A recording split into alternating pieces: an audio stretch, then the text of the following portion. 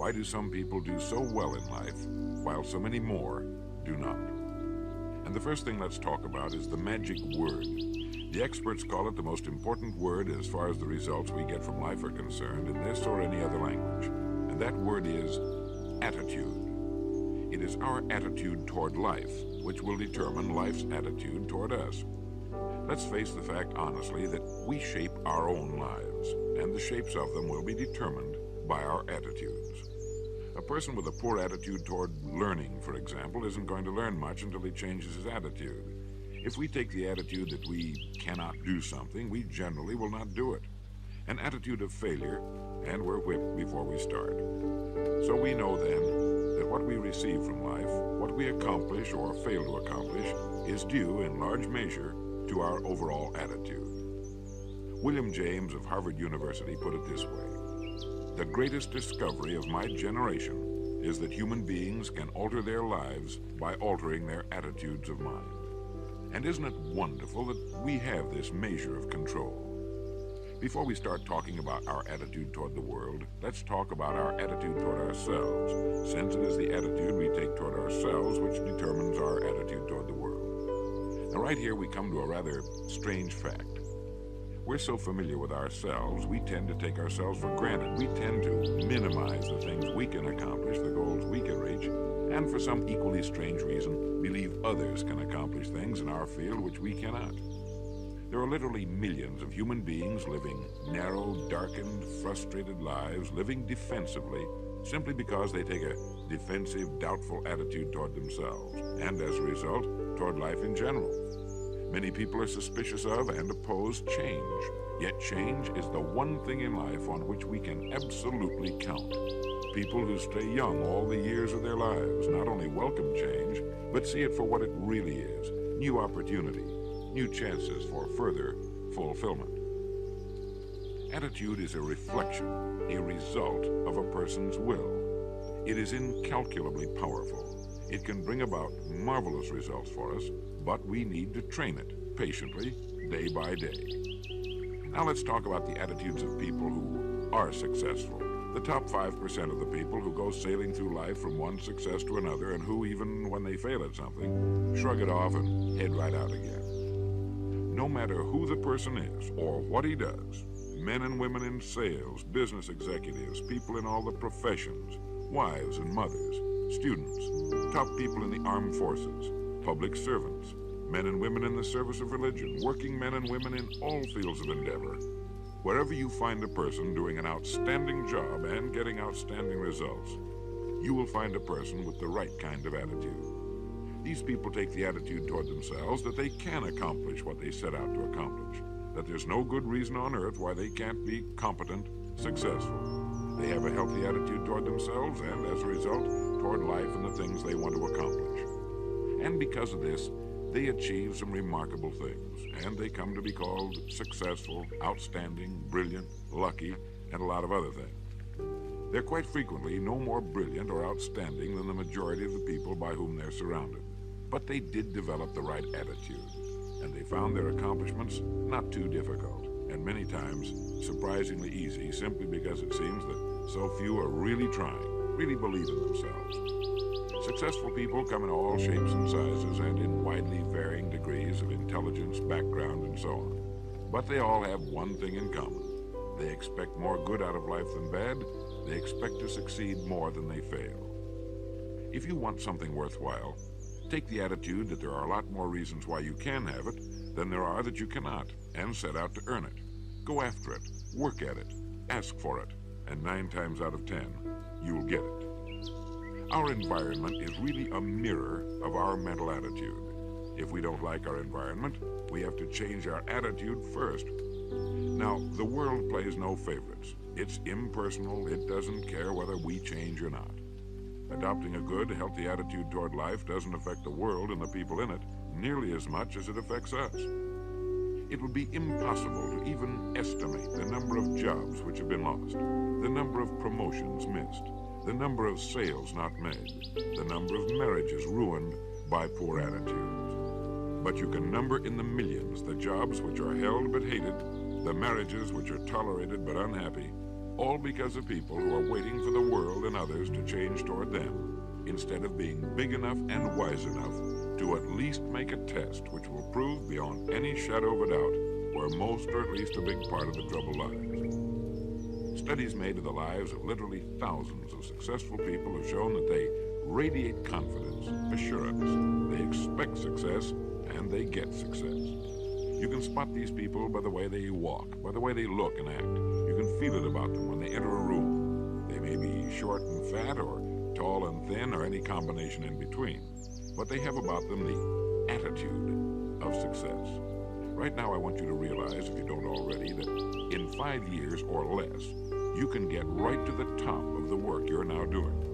I know this, but the important question here is, do you know this? The minute you do know it, you'll have this right attitude I'm talking about. The easiest and most effective means of forming a good attitude habit is to begin to act as though you have a good, positive, expectant attitude toward life. That's right. Begin right now to walk, act, and look as though you belong to this group. If you're already in the top 5%, you'll know what I mean. If you've never tried it, you'll be amazed at what happens. Actions trigger feelings, just as feelings trigger actions.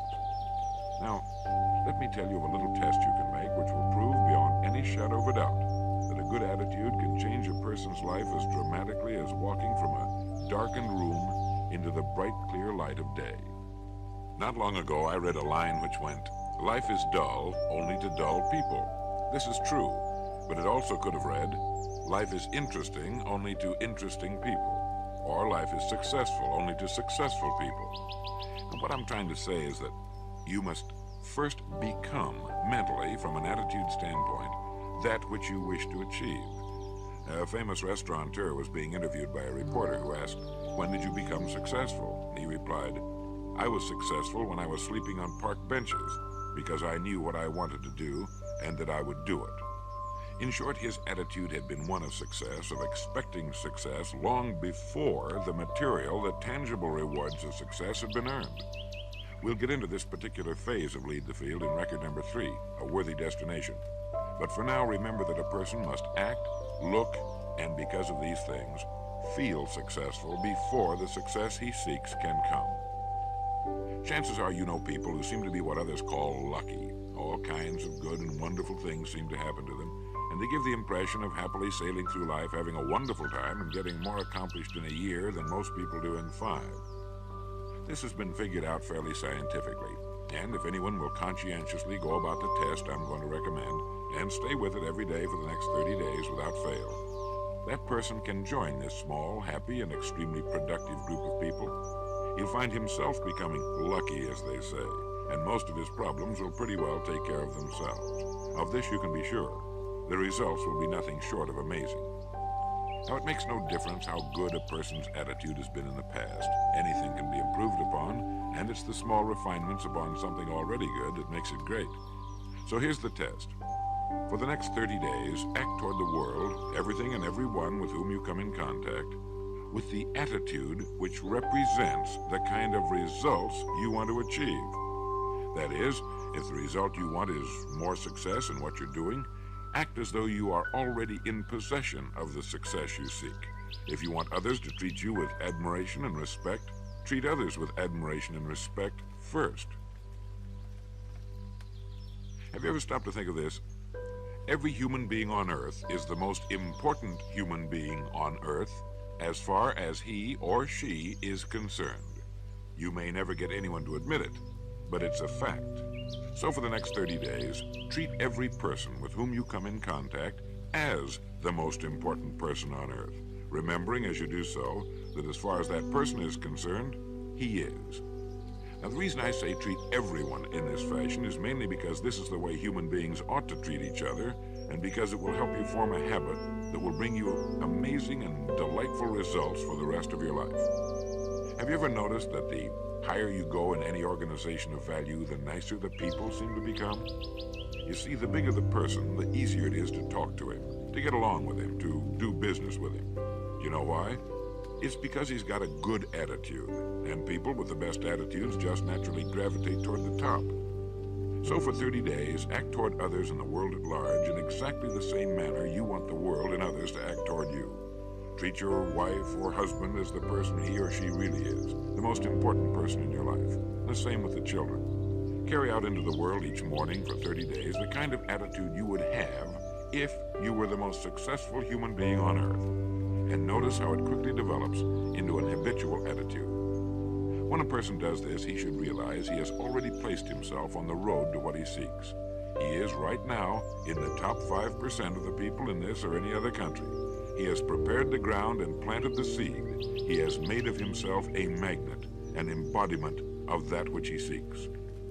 Before metal can be cast into a desired shape, the mold, the expectant receptacle, must first be fashioned. Before a building can be erected, the excavation must be made and the foundation laid. And before a person can achieve the kind of life he wants, he must become that kind of individual. He must think, act, talk, walk, and conduct himself in all of his affairs as would the person he wishes to become. He is then actually that person, and the things that person would have and do will naturally come to him. Almost immediately, a change will be noticed. Irritations that used to frustrate and annoy disappear. When some less informed individual gives you a bad time, stay on the track. When someone cuts in front of you with his car or acts in any other manner that shows his ignorance and lack of courtesy, don't permit yourself to drop to his level. Pity him, for that's what he really deserves. That's the very group a person doesn't want to belong to. And if he acts like them, well, let's face it, he belongs with them. There's nothing in the world that men, women, and children want and need more than the feeling that they're important, that they're needed and respected. They will give their love, their affection, their respect, and their business to the person who fills this need. So the magic word is attitude. And in summing up, a few points to keep in mind. 1, it is our attitude at the beginning of a task which, more than anything else, will affect its successful outcome. 2, it is our attitude toward life which determines life's attitude toward us. 3, we are interdependent. It is impossible to succeed without others, and it is our attitude toward others which will determine their attitude toward us. 4, before a person can achieve the kind of life he wants, he must become that kind of individual. He must think, act, talk, walk, and conduct himself in all of his affairs as would the person he wishes to become. 5, the higher you go in any organization of value, the better will be the attitude you will find. 6, your mind can hold only one thought at a time, and since there's nothing at all to be gained by being negative, be positive. 7, the deepest craving of human beings is to be needed, to feel important, to be appreciated. Give it to them, and they'll return it to you. 8, look for the best in new ideas. As someone said, I've never met a person I couldn't learn something from. 9, don't waste valuable time broadcasting personal problems. It probably won't help you. It cannot help others. 10, don't talk about your health unless it's good. 11, radiate the attitude of well-being, of confidence, of a person who knows where he's going. This will inspire those around you, and you'll find good things will begin happening to you. And 12, lastly, for the next 30 days, treat everyone with whom you come in contact as the most important person on earth. If you'll do this for 30 days, you'll do it for the rest of your life. Remember the words of Walter Dill Scott of Northwestern University. Success or failure in any undertaking is caused more by the mental attitude even than by mental capacities. Thank you.